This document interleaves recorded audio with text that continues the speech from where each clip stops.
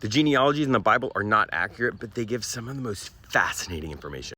Hi, I'm Jeremy. I'm a deep skeptic, also a pastor. All right, let me give you an example. So in Genesis chapter 11, kind of in the middle, there is a genealogy that goes from Noah to Abram.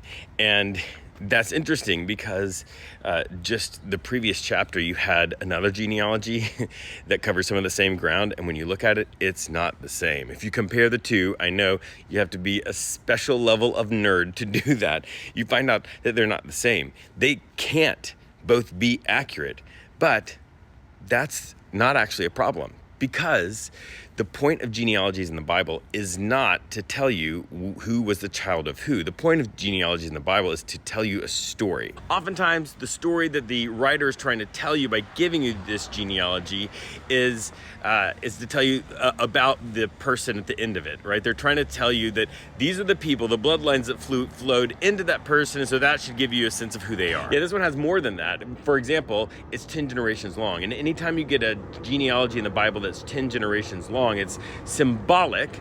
That's symbolism the author is using to say that this story is now moving from one age to another. And at this moment, it's moving from the primeval period with all these cosmic stories of floods and creation to the patriarchal period, where we're going to get the story of Abraham, Isaac, Jacob, all of those people. This one adds another interesting piece of data. It's ages to all of these people, how long they lived, how old they were when certain things happened. And one of the things that you see is those ages throughout this genealogy are decreasing. Again, it's sort of saying, look, the story is moving through a different era. It's not this sort of mystical cosmic thing. We're getting down to normal ages.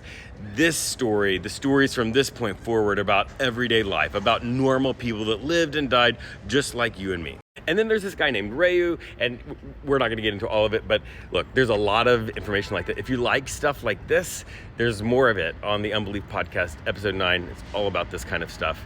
I hope you check it out, unbeliefpodcast.com, or just search Unbelief in any of the podcast things.